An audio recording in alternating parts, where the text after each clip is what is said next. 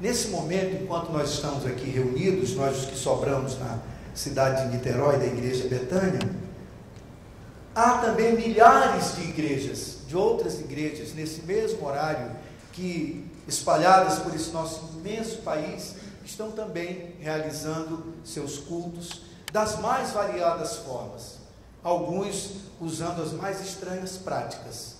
Quando eu falo estranhas práticas, não vai aqui nenhum julgamento, porque externamente ninguém pode julgar o coração de um adorador, mas há algumas coisas que nós podemos aprender e aprofundar ainda mais o nosso entendimento, o nosso coração acerca desse assunto que é maravilhoso. A igreja dos nossos dias, a nossa moderna igreja, ela vive uma grande crise, que é a essência ou a questão da essência dos nossos cultos. Qual é a essência dos nossos cultos? O que os nossos cultos públicos representam na nossa vida? Eles constituem a expressão sincera da nossa adoração? Ou nada mais que um programa, um mero encontro? Não, longe do nosso coração isso, de agirmos com relação a esse assunto, a essa demanda do coração de Deus para conosco, quando pensamos em vir a uma reunião, ou em ir a uma reunião de adoração, de encontro com o Senhor, com o povo de Deus, dizermos, se eu tiver com vontade eu vou, se me agradar aquele lugar eu vou, ou se não, tanto faz, sem compromisso com ninguém, a não ser com a gente mesmo. Essa é a crise dos nossos dias. Os corações não percebem qual é a essência do culto, o que significa o Salmo 133, o que significa podermos estar aqui reunidos num momento como esse. Jesus, está lá no Evangelho de João, capítulo 4, passando por Samaria, encontrou uma mulher, e aqui a partir do verso 19, do capítulo 4 do Evangelho de João, temos uma parte da conversa de Jesus em que ele fala explicitamente sobre esse assunto, aquela mulher.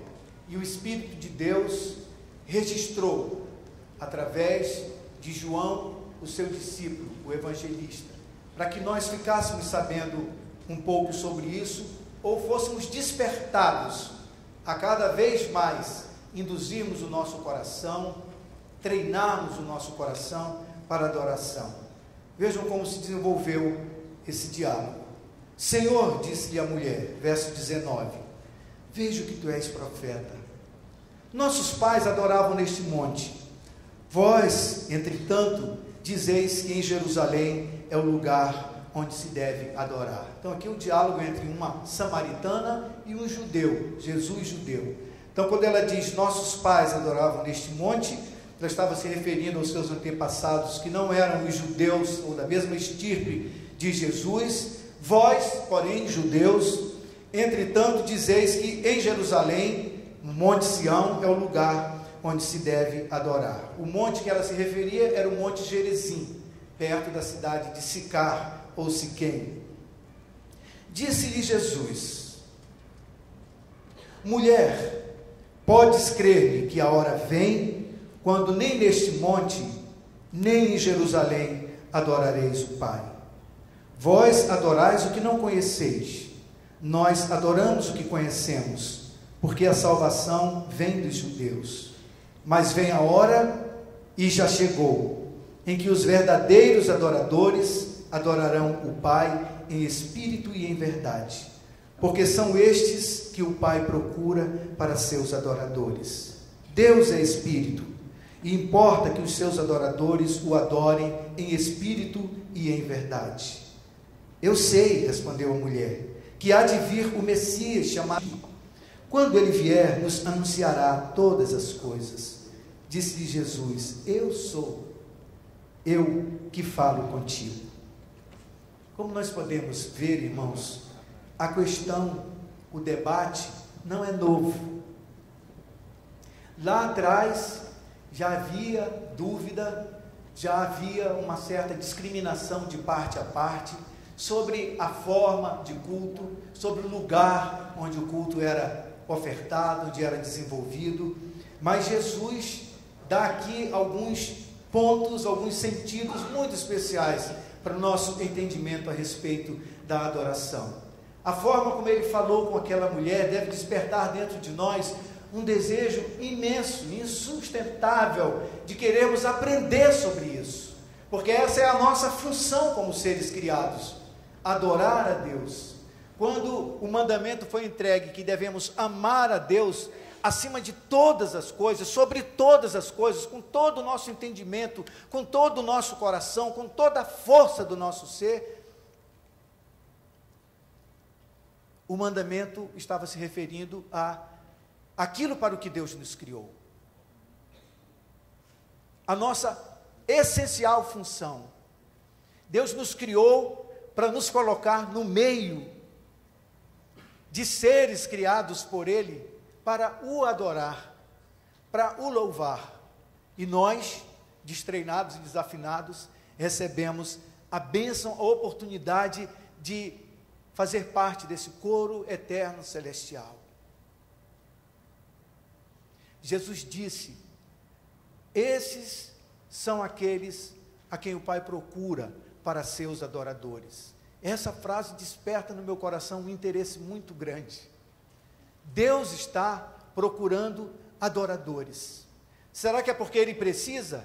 Deus está em crise, precisa de mais adoradores? Não, nós é que precisamos descobrir o nosso lugar, aquilo para o que Ele nos criou, para o que Ele nos fez. Quando nós adoramos a Deus, nós só o fazemos, Jesus ensina, bem, pelo Espírito, com o Espírito de Deus e por intermédio de Jesus, em Espírito e em verdade.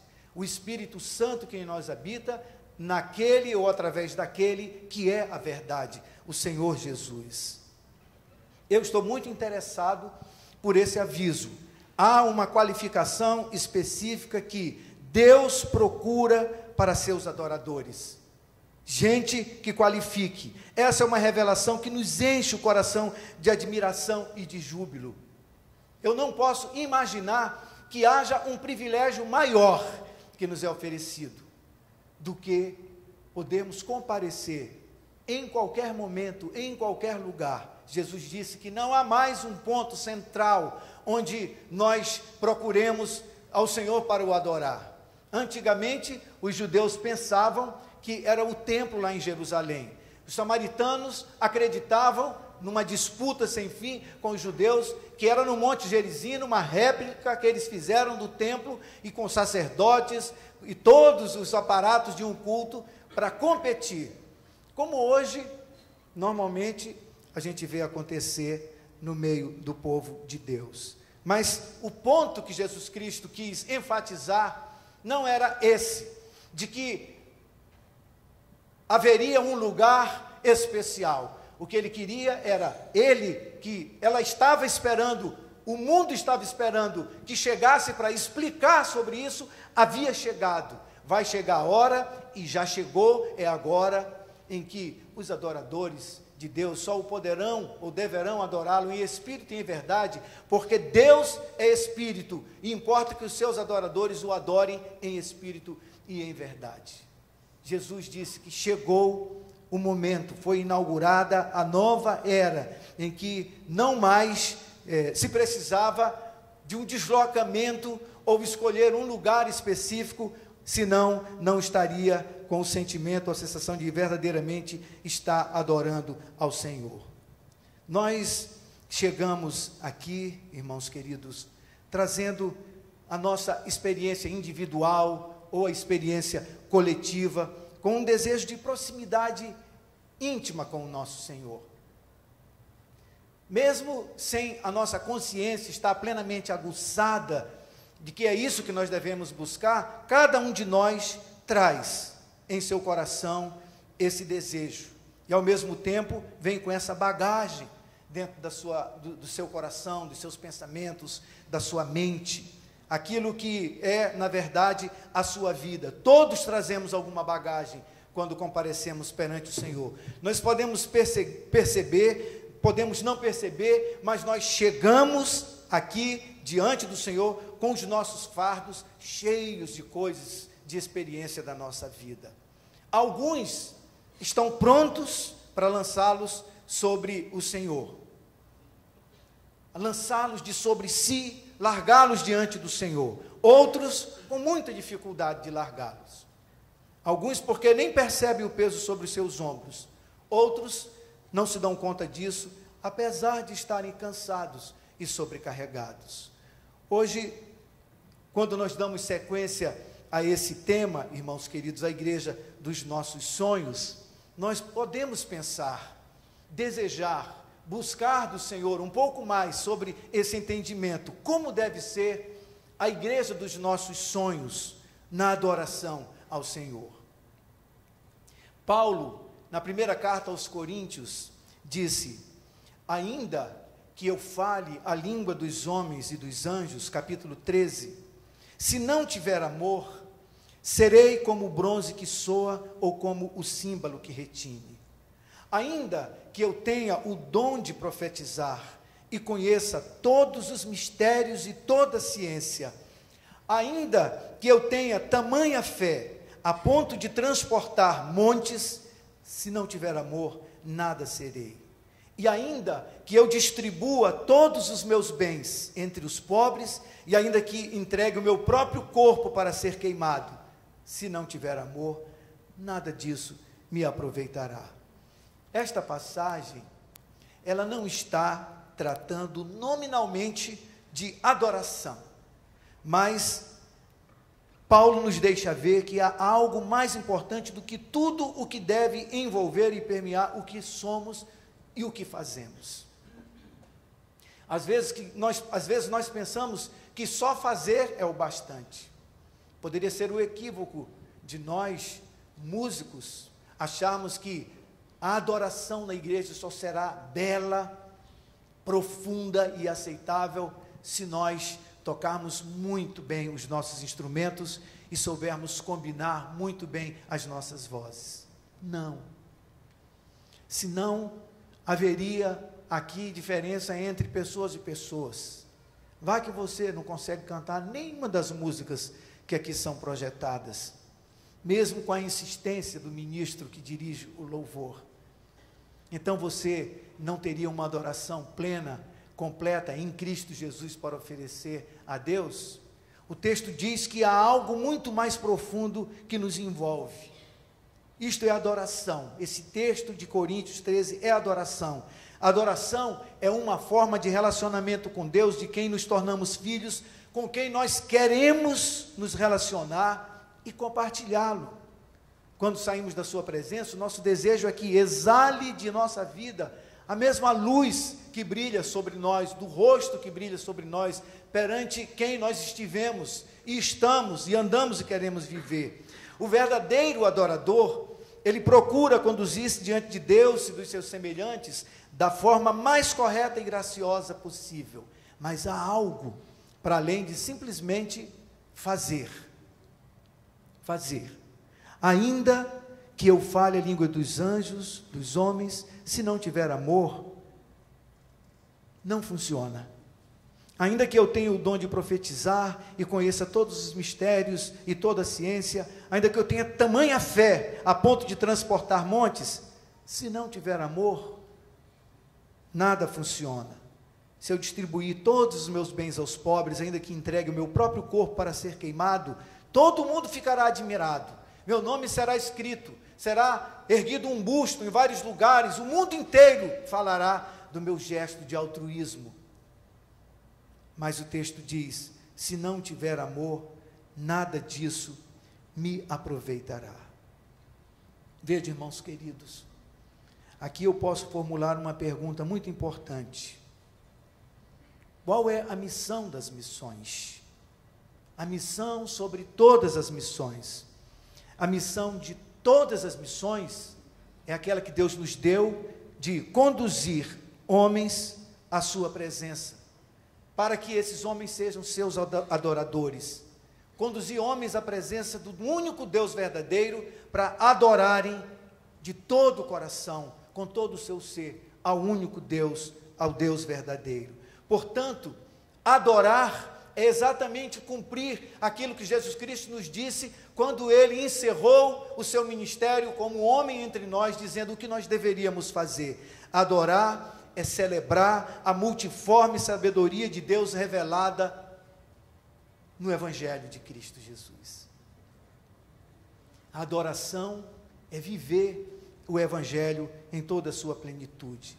Na igreja dos nossos sonhos, que é uma igreja além do templo, todos os nossos momentos, quando estamos sozinhos ou juntos, devem ser de adoração.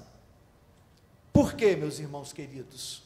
Porque tudo o que fazemos e o que somos envolve a ética nos nossos relacionamentos, nos nossos negócios, nas decisões, na moralidade, nas atitudes e nos comportamentos na vida em família, na comunidade, no trabalho, no trânsito, etc.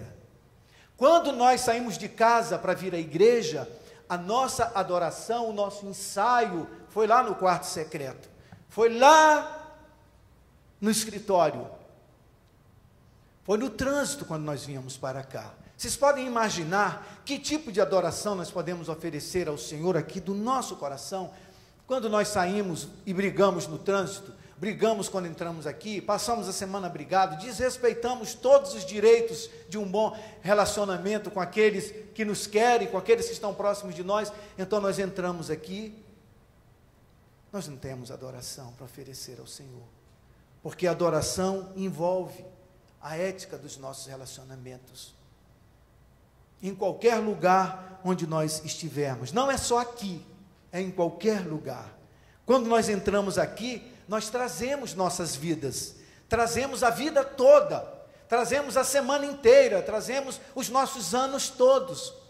Quando Jesus estava falando com aquela mulher, e todo esse texto envolve esse assunto,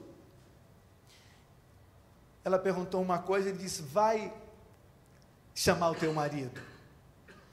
Ela disse: mas eu não tenho marido. Jesus queria trazer a sua vida para o assunto que seria postado ali diante do seu coração. Nós não podemos pensar que a adoração ao Senhor é algo pontual. Nós vamos ter um culto de adoração. Nós falamos isso, irmãos queridos, mas não existe um culto de adoração separado do que deve ser a nossa vida toda. Pode haver entre nós, quando nós nos reunimos, uma tendência de descaso, de desleixo no momento do nosso culto. Já não fazemos a ligação entre a adoração ao Senhor e a vida que levamos. Às vezes nós ficamos a reunião inteira e não prestamos atenção em nada. A gente tem constatado que esse objeto tão útil que nós temos agora, o telefone, tem sido um obstáculo enorme para você que veio pensando que entraria num lugar de santidade, de reverência.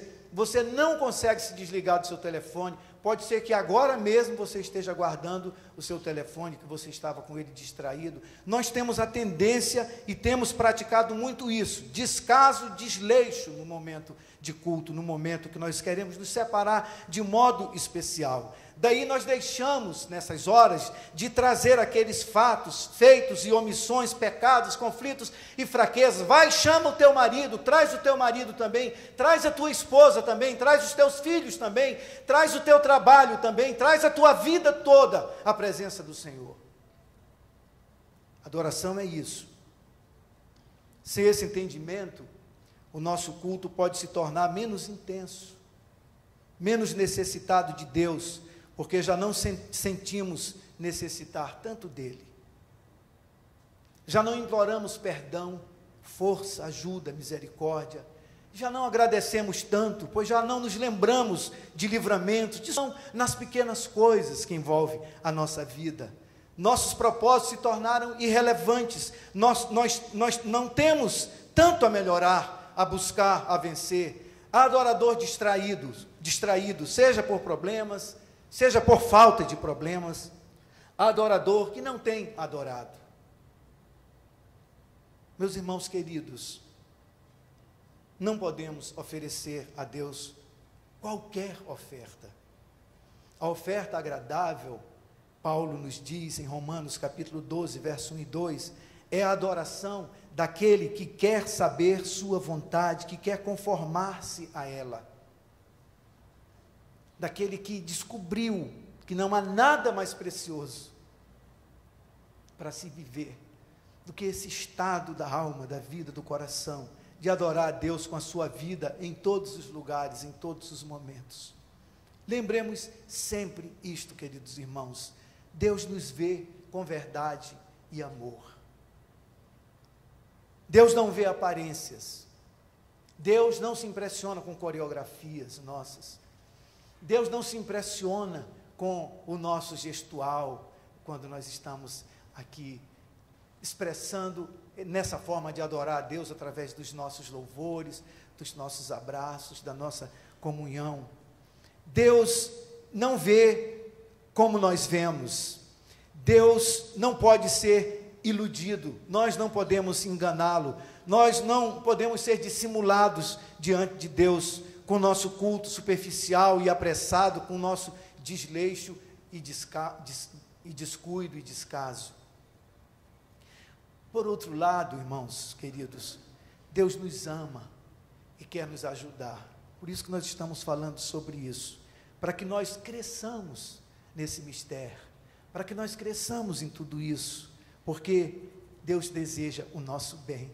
Quando Deus procura para si adoradores, Ele quer que nós retornemos à condição para a qual nós fomos criados, que nós voltemos ao jardim do Éden, antes da intromissão do pecado no nosso coração, que nós retornemos à sua presença sem nos escondermos, sem ramagem, sem moita para nos escondermos atrás dela, que nós cheguemos com a nossa vida aberta, para que Ele nos abençoe, nos conserte, para que Ele nos ensine a sermos verdadeiros adoradores, porque só assim nós podemos nos aproximar de Deus. Deus quer nos ajudar. De uma coisa nós sabemos exatamente e devemos estar sempre muito bem conscientes: nosso culto a Deus jamais será perfeito, trará inevitavelmente as marcas da nossa imperfeição.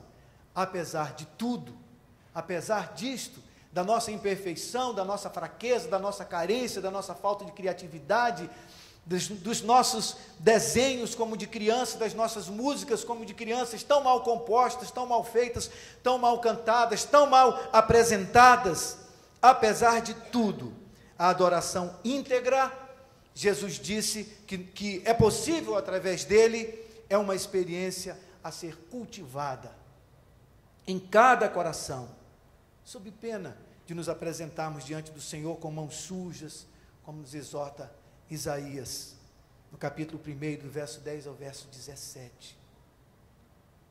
Deus recrimina o povo que pensava que podia se apresentar diante do Senhor com dissimulações.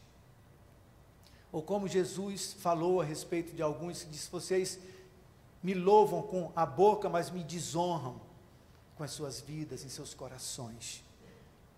Na igreja dos nossos sonhos, tudo deve ser para a glória de Deus.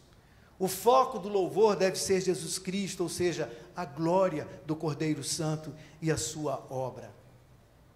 A centralidade do nosso culto, a despeito da nossa preocupação, nós que somos os servos dos servos, que preparamos para vocês chegarem, a centralidade é Jesus, e nós precisamos estar sempre nos lembrando disso.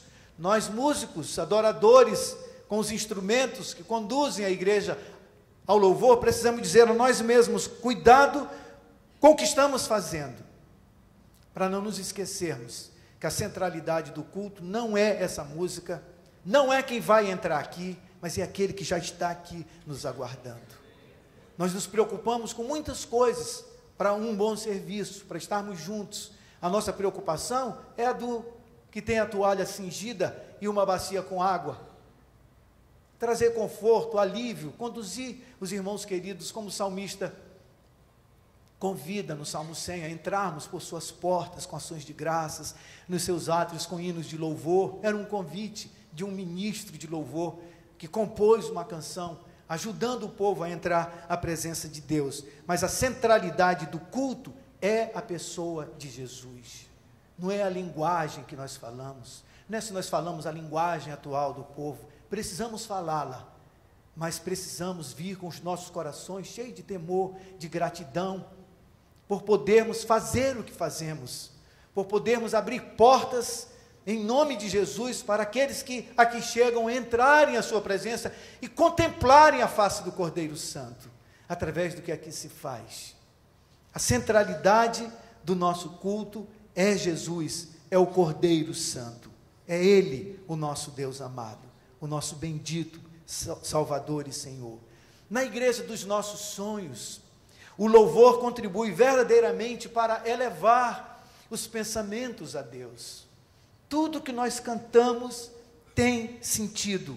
As nossas músicas, que são uma das nossas expressões de adoração mais forte, devem ter papel pedagógico, cuidadosamente apuradas, bem compostas, repletas de sólida doutrina, com linguagem bem elaborada e memorizável. Os nossos cânticos devem ser biblicamente aprovados e assim influenciar a igreja a uma compreensão correta de Deus, demonstrando profundidade teológica, doutrinária e bíblica, porque Jesus é o centro de tudo que nós fazemos aqui. Finalmente, irmãos, porque nós vamos continuar adorando ao Senhor através da música mais um pouco, na igreja dos nossos sonhos, o culto deve ser totalmente oferecido pelo seu coração, pelo meu coração, ao único que é digno de culto, o Senhor da glória, o Rei dos reis, o Senhor dos senhores. É para Ele que nós olhamos, é para Ele que nós compomos, é para Ele que nós nos vestimos e nos preparamos para chegar aqui.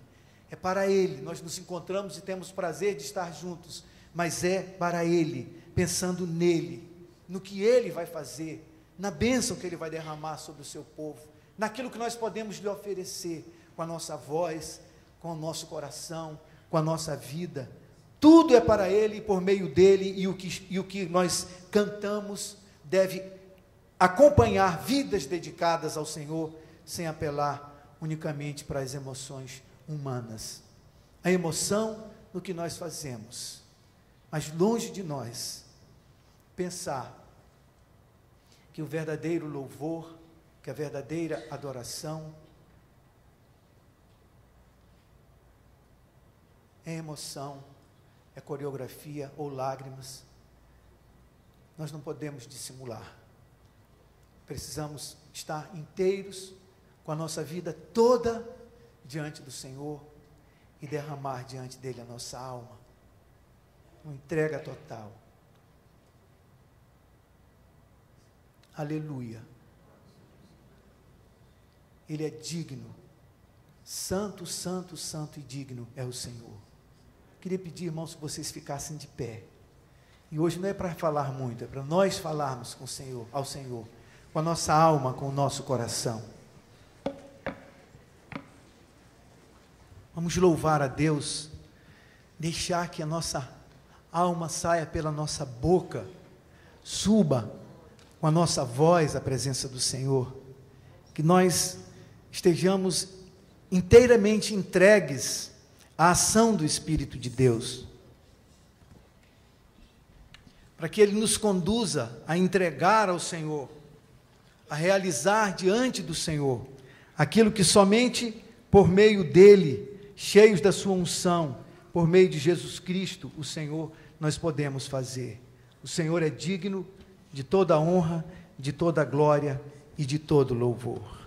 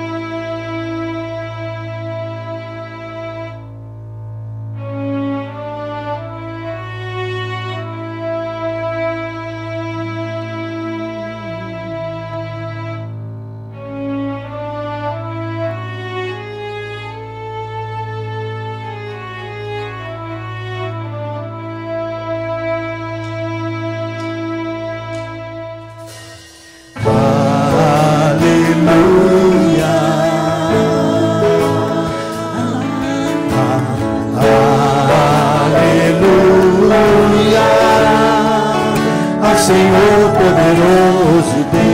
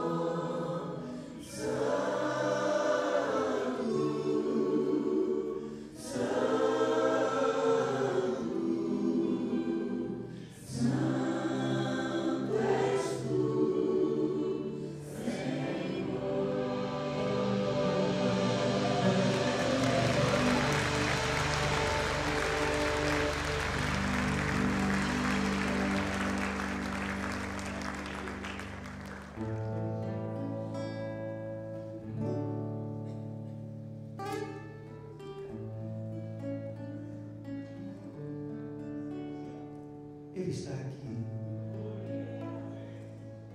consolo da minha alma, luz da minha vida.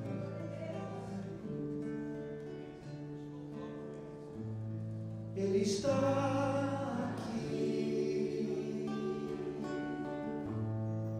consolo da minha alma, a sua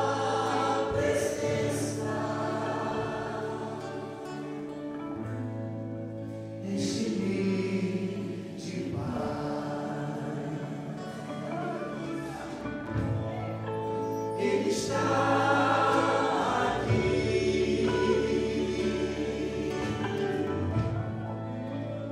luz da minha vida.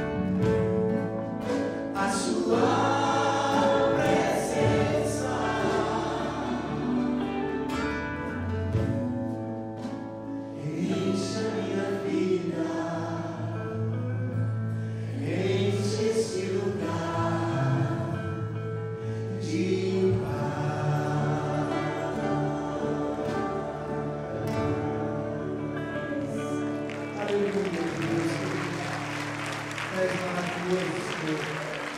És Deus amado.